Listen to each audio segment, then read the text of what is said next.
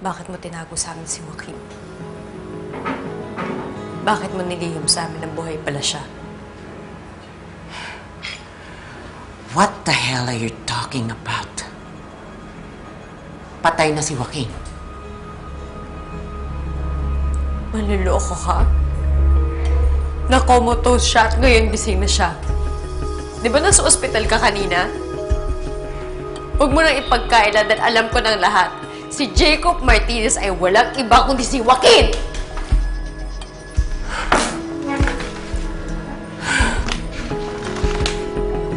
You sneaky little devil! Where did you get this information? Huh? 7 taon mo kami niloko ni Daddy. 7 taon mo sinumbat sa akin ang pagkamatay ni Joaquin. Yung pala, buhay pa siya, ikaw lang ang pumatay sa kanya sa amin ni Daddy. Dahil gusto kong ilayo sa'yo ang kapatid ko. Masama kang babae. Katulad ka ng ina mo. Ikaw ang masama dahil wala kang konsensya, manluloko ka. Nuknukar ka pa ng sinungaling. That way, ha? Ingrata ka? Ingrata! Ano yung sinabi mo? Ano hindi? Ha? Masama ka?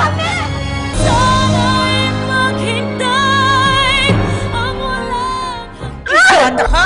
Ingrata! Ano yung sinabi mo? Ano hindi? Ha? Masama ka? Wala kang karapatang magsalita sa akin. Ha? Tibay! Tangka! Yung anak mo! Yung anak mo! Napakawalang niya. Kung ano-anong pinagsasabi sa akin, napakasakit! Totoo ba ang sinasabi ni Divine Tangka? Sinabi ko sa kanya na manluloko at sinungaling siya, Daddy. Daddy, buhay si Joaquin.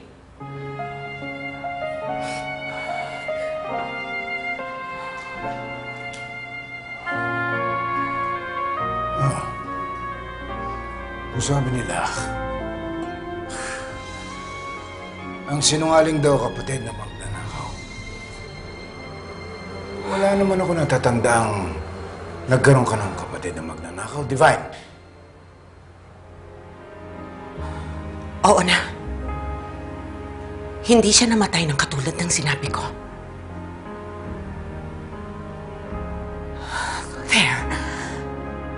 I said it. Happy now?